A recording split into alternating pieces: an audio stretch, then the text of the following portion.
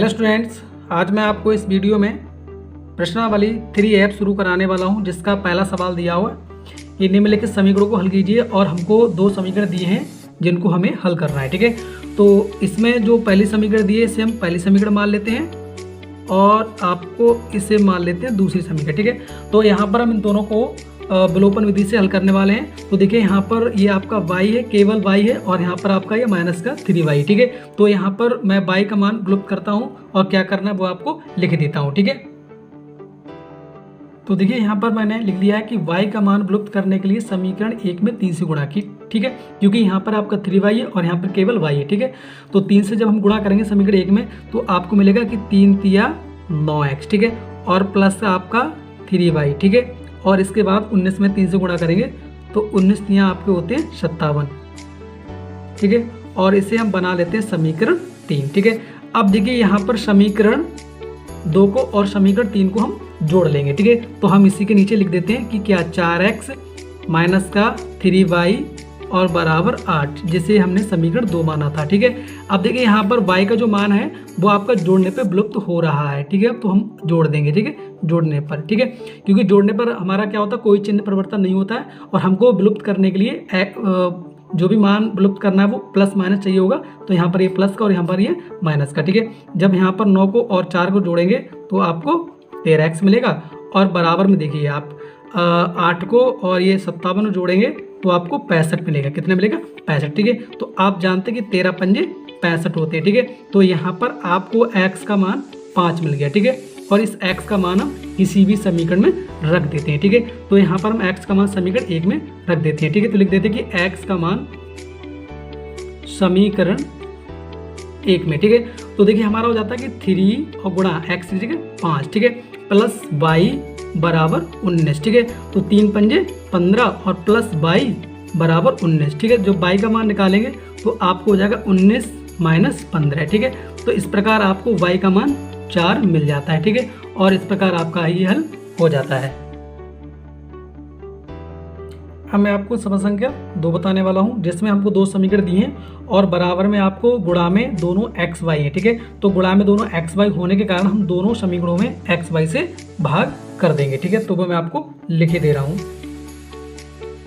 देखिए यहाँ पर दोनों समीकरणों में x y और x y गुणा में होने के कारण हमने दोनों समीकरणों में x से भाग कर दिया। अगर एक समीकरण में x y गुणा में होता और एक में नहीं होता तो केवल एक में ही भाग करते। ठीक है, तो यहाँ पर देखिए भाग करने का मतलब ये हुआ कि 6x के बटे में आपका xy और प्लस 3y के बटे में आपका xy और बराबर में आपका 6xy और बटे में भी आपका xy। ठीक है, इसी प्रकार दूसरे समीकरण में आपको 2x बटे xy और प्लस 4y बटे आपका xy और बराबर 5xy बटे में आपका xy। ठीक है, तो देखिए यहाँ पर आपका x से x खत्म हुआ और यहाँ पर आपका y से y खत्म हुआ और यहाँ से हमारा xy से xy खत्म। ठीक है, इसी प्रकार दूसरे समीकरण में x से x खत्म, y से y और xy से xy। ठीक है, तो यहाँ से आपको बचा है कि 6 बटा y और प्लस यहाँ से आपको बचा है 3 बटे x। ठीक है, और बराबर आपका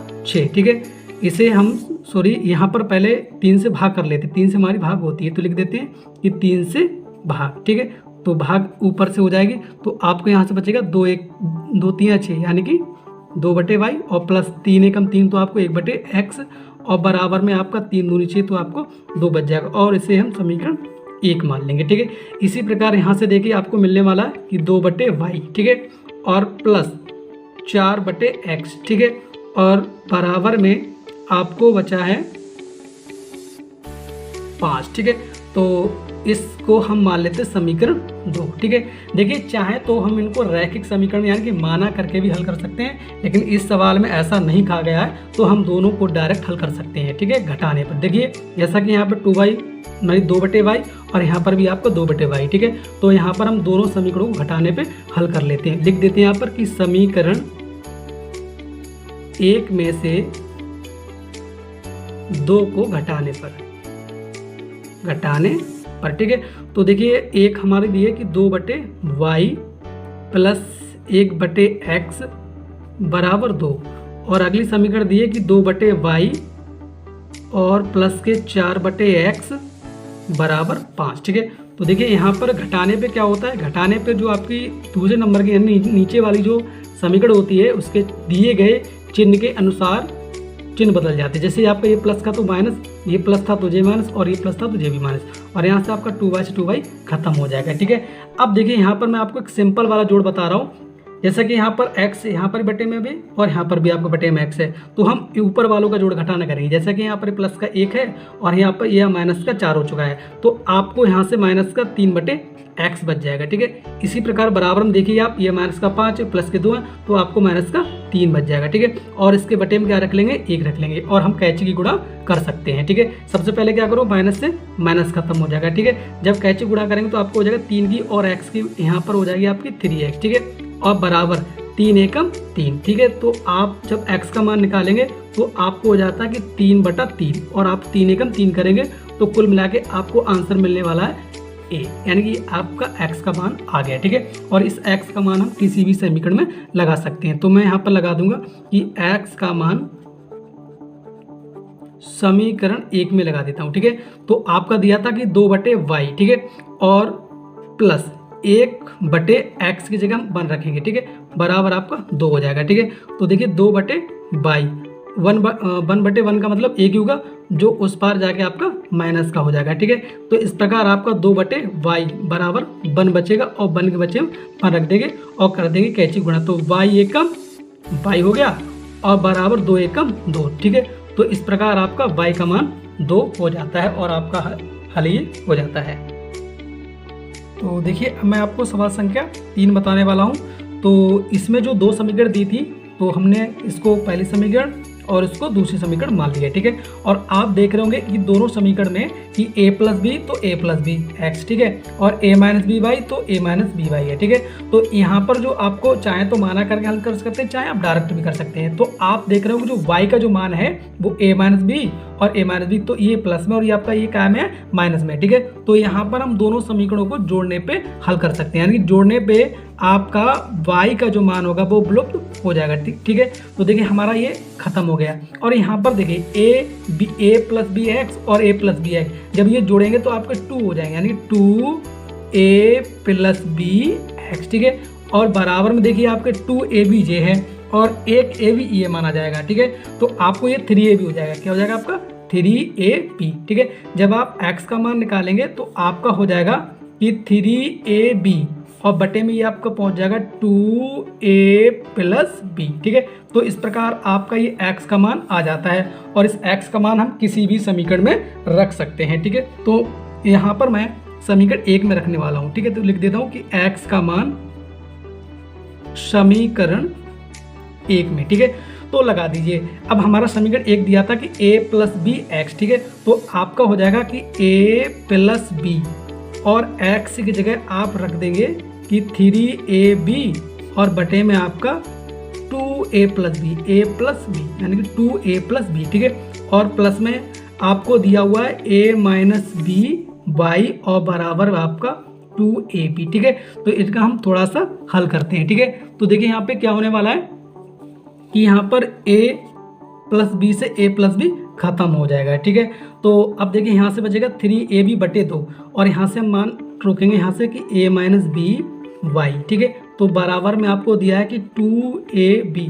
और ये आपका माइनस हो जाएगा 3ab बटे 2। ठीक है, तो देखिए यहाँ पे हमारा मिलेगा कि a माइनस बी वाई बराबर इसके बटे में 1 रख के लासा लेंगे तो 2 आएगा। ठीक है, तो 1 दूनी 2 तो 2 दूनी आपके 4ab हो जाएंगे, और माइनस 2 एकम 2 तो आपको ऊपर से बचेगा 3 एकम 3। ठीक है, तो कुल मिला के यहाँ से आपको a माइनस बी वाई बराबर क्या मिलेगा। ठीक है, तो देखिए a माइनस बी वाई बराबर आपको ऊपर से मिलेगा केवल a b। ठीक है, और बटे में आपके 2, क्योंकि ये 4ab थी और माइनस के 3ab हो गए। ठीक है, तो कुल मिला के यहाँ से जब y का मान निकालेंगे तो हमको मिलेगा कि ab और बटे में आपका 2 और ये आपका बटे में जाएगा a माइनस बी। ठीक है, तो इस प्रकार आपका b का मान मिल जाता है और आपका हल हो जाता है।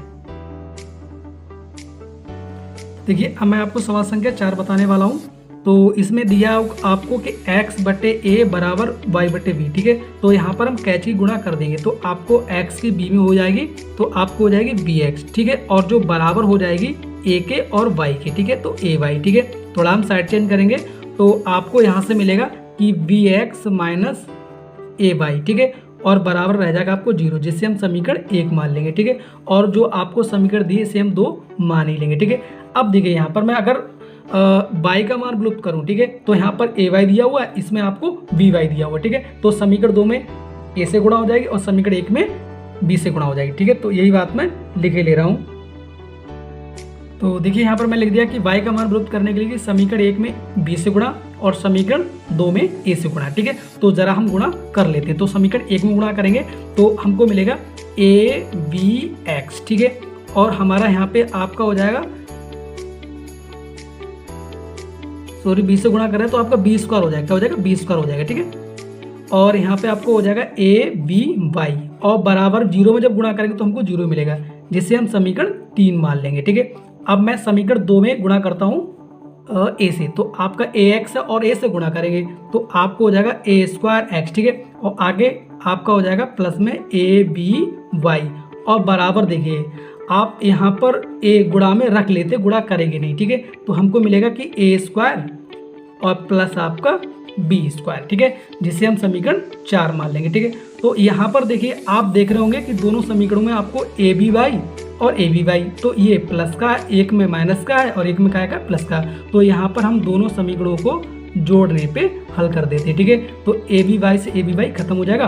अब यहाँ पर देखिए इन दोनों को जोड़ लेंगे, तो इनको जोड़ आप ऐसे कर सकते हैं कि ए एक्स स्क्वायर और प्लस आपका बी स्क्वायर एक्स, ठीक है, यानी A square x plus B square x और बराबर देखिए आपको इसमें जब 0 जोड़ेंगे तो आपको वही मिलेगा, क्या कि ए और ए स्क्वायर प्लस बी स्क्वायर, ठीक है। यहाँ पर x का मान ज्ञात करने के लिए x कॉमन लेंगे, जिससे आपका ए स्क्वायर प्लस बी स्क्वायर बच जाएगा और बराबर में आपको दिया हुआ कि a और ब्रैकेट में ए स्क्वायर प्लस बी स्क्वायर, ठीक है। तो देखिए हमारा ए स्क्वायर प्लस बी स्क्वायर से ए स्क्वायर प्लस बी स्क्वायर खत्म हो जाएगा, जिससे हमको x बराबर a मिल जाएगा, क्या मिल जाएगा, a, ठीक है। और x का मान हम समीकरण 1 में लगा देते हैं, ठीक है। तो यहाँ लिख देते कि x का मान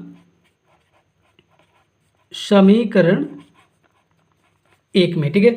तो देखिए हमारा समीकरण 1 दिया हुआ कि वी एक्स, ठीक है। तो आपको हो जाएगा v और गुणा x की जगह आप a रख देंगे, ठीक है, और माइनस का a y और बराबर आपका 0, ठीक है। तो माइनस का a y यही रहेगा और बराबर आपका ये माइनस का हो जाएगा बी ए, ठीक है, जिससे माइनस से माइनस खत्म हो जाएगा और ए से ए भी खत्म हो जाएगा, जिससे आपको बी बराबर वाई बराबर बी मिल जाता है। इस प्रकार से आपका ये हल हो जाता है।